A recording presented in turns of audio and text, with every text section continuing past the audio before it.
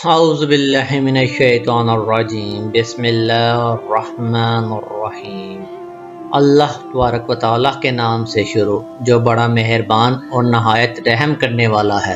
اللہ تبارک و تعالیٰ کی بنائی ہوئی اس کائنات کے اندر بہت سارے ایسے بادشاہ آئے جنہوں نے اللہ تبارک و تعالیٰ کے نظام کو بدلنے کی کوشش کی اور اللہ تبارک و تعالیٰ کی ذات کو چھوڑ کر خود خدا بن بیٹھے اور خدائی کا جھوٹا دعویٰ کر بیٹھے۔ خدائی کا جھوٹا دعویٰ کرنے والے بادشاہوں میں سے ایک بادشاہ ایسا بھی تھا کہ جس کو اللہ تبارک و تعالیٰ نے پوری روح زمین کی بادشاہت عطا فرمائی تھی۔ اس کے باوجود اس بادشاہ نے نہ صرف خدائی کا جھوٹا دعویٰ کیا بلکہ یہ اس قدر سرکش اور نافرمان ہو گیا کہ اللہ تبارک و تعالیٰ کی ذات کو جنگ کے لیے للکارنے لگا اور معاذ اللہ تبارک و تعالیٰ کو جنگ کرنے کے لیے کہنے لگا۔ پیارے دوستو، آج کی اس ویڈیو میں ہم آپ کو بتائیں گے کہ اللہ تبارک و تعالیٰ کو جنگ کے لیے للکارنے والا بدبخت بادشاہ نمرود کون تھا، اور جب اس بدبخت بادشاہ نے اللہ تبارک و تعالیٰ کو جنگ کے لیے للکارا تو پھر اللہ تبارک و تعالیٰ نے کون سی حقیر مخلوق کے ذریعے اس کے ساتھ جنگ کی اور اس بدبخت بادشاہ کو ہلاک کر دیا اور پوری دنیا کے لیے عبرت کا نشان بنا دیا۔ پیارے دوستو، قرآن پاک کے اس عبرتناک اور ایمان فروز واقعے کو سننے کے لیے آپ سے ہماری ایک گزارش ہے کہ ہماری اس ویڈیو کو اینڈ تک ضرور دیکھیے گا۔ اگر آپ کو میری یہ ویڈیو اچھی لگے تو اسے لائک، شیئر اور کمنٹ کیجیے گا اور میرے چینل پاتھ آف ڈیوائن کو سبسکرائب کرنا نہ بھولیے گا۔ پیارے دوستو، اس دنیا کی تاریخ میں 4 بادشاہ ایسے گزرے ہیں کہ جن کو اللہ تبارک و تعالیٰ نے پوری روح زمین کی حکومت عطا فرمائی تھی۔ ان میں سے 2 بادشاہ مسلمان تھے اور 2 کافر۔ مسلمان بادشاہوں میں سے ایک کا نام حضرت ذوالقرنین علیہ السلام ہے اور دوسرے کا نام حضرت سلیمان علیہ السلام ہے کہ جن کو اللہ تبارک و تعالیٰ نے منصب نبوت پر فائز فرمایا تھا۔ اور کافر بادشاہوں میں سے ایک کا نام نمرود اور دوسرے کا نام بخت نصر تھا۔ پیارے دوستو، خدائی کا جھوٹا دعویٰ کرنے والا بادشاہ نمرود شہر بابل کا حاکم تھا۔ اس بادشاہ کا نام نمرود بن کنان بن کوس بن سام بن نوح تھا۔ پیارے دوستو، روایات میں آتا ہے کہ اللہ تبارک و تعالیٰ نے نمرود کو پوری روح زمین پر حکومت عطا فرمائی تھی اور اس بادشاہ نے پوری روح زمین پر 400 سال تک حکومت کی۔ یہ ایک جابر اور ظالم بادشاہ تھا اور اس کے دور کے اندر بت پرستی عام تھی۔ لوگ اللہ تبارک و تعالیٰ کی وحدانیت کو چھوڑ کر بتوں کی پوجا کیا کرتے تھے اور نمرود کو اپنا خدا مانتے اور اس کی عبادت کیا کرتے۔ اس نمرودی دور کے اندر بت پرستی اس قدر عام تھی کہ تمام نمرودیوں نے اپنے خداؤں کے طور پر بہت سارے بت بنائے ہوئے تھے جن کی وہ لوگ پوجا کیا کرتے تھے۔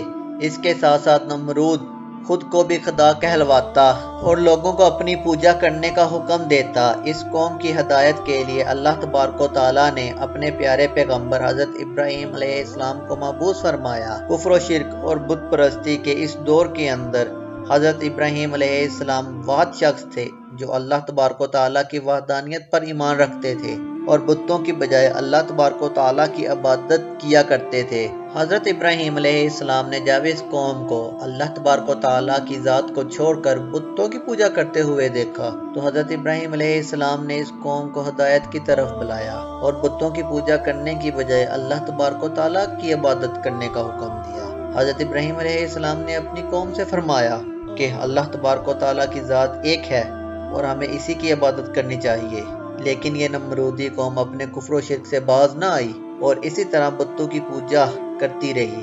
ایک دن حضرت ابراہیم علیہ السلام نے اس قوم کے جھوٹے خداؤں کو اس قوم کے سامنے جھوٹا ثابت کرنے کا ارادہ کیا اور حضرت ابراہیم علیہ السلام اس مقام پر تشریف لے گئے جہاں ان کے وہ تمام بت پڑے ہوئے تھے کہ جن کی یہ لوگ پوجا کیا کرتے تھے۔ حضرت ابراہیم علیہ السلام جب اس قوم کے بت خانے میں پہنچے تو وہاں ان کے تمام بڑے بت پڑے ہوئے تھے۔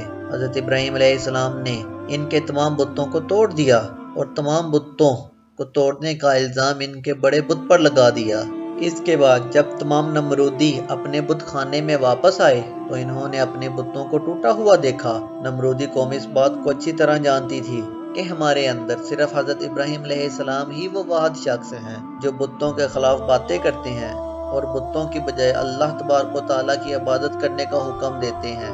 لہٰذا جب نمرودیوں نے اپنے خداؤں کو ٹوٹا ہوا دیکھا تو وہ سمجھ گئے کہ یہ کام حضرت ابراہیم علیہ السلام کا ہے चनाचा तमाम नमरूदियों ने हज़रत इब्राहीम अलैहिस्सलाम से बदला लेने के लिए हज़रत इब्राहीम अलैहिस्सलाम को कत्ल करने का मंसूबा बना लिया। चनाचा तमाम नमरूदी नमरूद के दरबार में हाजिर हुए और नमरूद को सारा वाक़या सुनाया। नमरूद से हज़रत इब्राहीम अलैहिस्सलाम को सज़ा देने का कहा।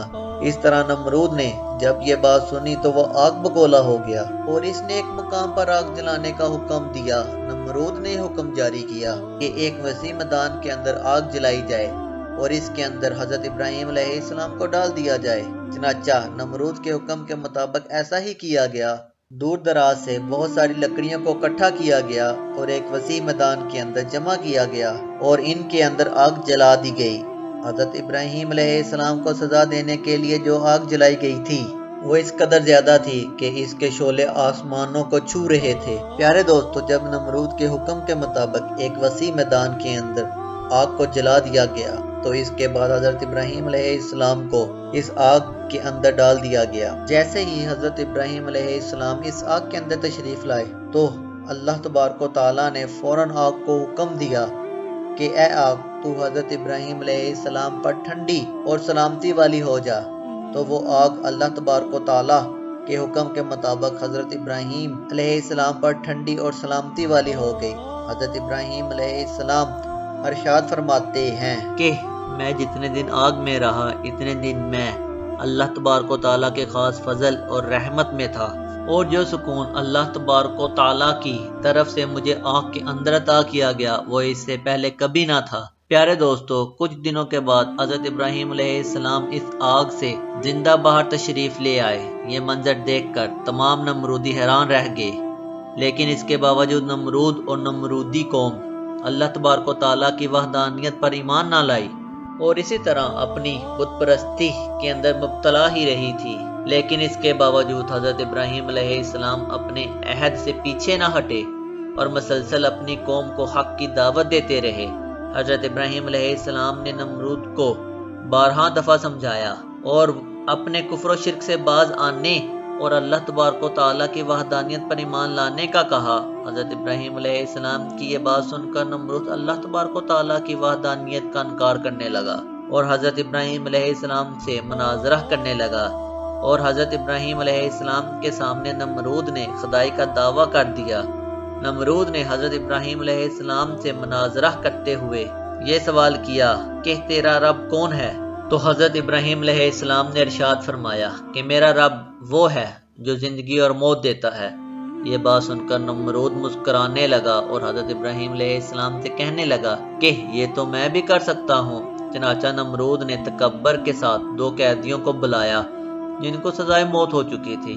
इनमें से एक को नमरूद ने कत्ल कर दिया और दूसरे को आज़ाद कर दिया। और इस तरह नमरूद तकब्बर के साथ हज़रत इब्राहीम अलैहिस्सलाम से कहने लगा कि देखो, मैंने एक को जिंदगी दे दी और एक को मौत दे दी। इस तरह नमरूद हज़रत इब्राहीम अलैहिस्सलाम के सामने अपने आप को खुदा कहने लगा और अपनी खुदाई की बातों पर दलाइल पेश करने लगा। इसके बाद नमरूद फिर हज़रत इब्राहीम अलैहिस्सलाम से पूछने लगा कि हकीकी खुदा तो मैं हूँ, बता तेरा खुदा कौन है? इसके बाद हज़रत इब्राहीम अलैहिस्सलाम ने नमरूद को इसकी अक्ल के मुताबिक जवाब दिया कि मेरा रब वो है जो सूरज को मशरक से तुलू करता है और मगरब में गुरूब करता है। अगर तू सच्चा खुदा है तो सूरज को मगरब से तुलू करके दिखा। चनाचा जब नमरूद ने हज़रत इब्राहीम अलैहिस्सलाम की ये बात सुनी तो इसका रंग उड़ गया और वो लाजवाब हो गया और इस तरह नमरूद लाजवाब होकर अपनी पूरी कौम के अंदर जलील और रुसवा हो गया। प्यारे दोस्तों, इसके बाद भी कई मरतबा हज़रत इब्राहीम अलैहिस्सलाम ने नमरूद को अल्लाह तबारक व तआला की वहदानियत की तरफ बुलाया, लेकिन नमरूद अपनी सरकशी से बाज न आया और इसी तरह कुफ्र शिर्क के अंदर मुब्तला रहा। चनाचा हज़रत इब्राहीम अलैहिस्सलाम के बार बार दावते हक देने से नमरूद तंग आ गया और बिलाखिर तंग आकर नमरूद हज़रत इब्राहीम अलैहिस्सलाम से कहने लगा कि अगर तेरा खुदा सच्चा है तो इसको बोल कि अपनी फौज भेजे और मेरे साथ जंग करे। चनाचा जैसे ही नमरूद ने हज़रत इब्राहीम अलैहिस्सलाम के सामने ये बकवास की तो फौरन हज़रत जिब्राईल अलैहिस्सलाम हज़रत इब्राहीम अलैहिस्सलाम की बारगाह में हाजिर हुए और हज़रत इब्राहीम अलैहिस्सलाम से कहने लगे कि अल्लाह तबारक व तआला का लश्कर जंग के लिए तैयार है। तो हज़रत जिब्राईल अलैहिस्सलाम की ये बात सुनकर हज़रत इब्राहीम अलैहिस्सलाम नमरूद से ये कहने लगे कि अल्लाह तबारक व तआला का लश्कर जंग के लिए तैयार है। चनाचा हज़रत इब्राहीम अलैहिस्सलाम की ये बात सुनकर नमरूद हज़रत इब्राहीम अलैहिस्सलाम से कहने लगा कि मुझे 3 दिन की मोहलत दी जाए ताकि मैं अपनी जंग की तैयारी कर सकूं। चनाचा नमरूद को 3 दिन की मोहलत दे दी गई। प्यारे दोस्तों, चूंकि नमरूद की हुकूमत पूरी दुनिया पर थी, इन 3 दिनों के दौरान नमरूद ने पूरी दुनिया के बड़े बड़े जंगजुओं को इकट्ठा किया और बहुत सारे हथियारों को जंग के लिए तैयार किया। इस तरह जब नमरूद ने 3 दिन के अंदर अंदर अपनी तमाम तैयारियां मुकम्मल कर ली, इसके बाद नमरूद हज़रत इब्राहीम अलैहिस्सलाम को तकब्बर के साथ ललकार कर कहने लगा कि हमारी फौज जंग के लिए तैयार है, अपने रब से कहो कि अपनी फौज को भेजे और हमारे साथ जंग करे। नमरूद की ये बात सुनकर हज़रत इब्राहीम अलैहिस्सलाम ने अल्लाह तबारक व तआला की बारगाह में दुआ की तो अल्लाह तबारक व तआला ने मच्छरों की एक फौज को भेजा। इन मच्छरों की तादाद इस कदर ज्यादा थी कि वो मच्छर पूरे आसमान पर फैल गए। अल्लाह तबारक व तआला ने इन मच्छरों को नमरूदी फौज पर मुसल्लत कर दिया। ये अल्लाह तबारक व तआला के हुक्म से देखते ही देखते नमरूदी फौज का गोश्त खा गए और इनका खून पी गए। इस वक्त तमाम नमरूदी फौज की हड्डियां ही हड्डियां बाकी रह गईं। चनाचा इस दर्दनाक मंजर को देखकर नमरूद अपने महल की तरफ दौड़ा और अपनी बीवी के कमरे के अंदर छुप गया।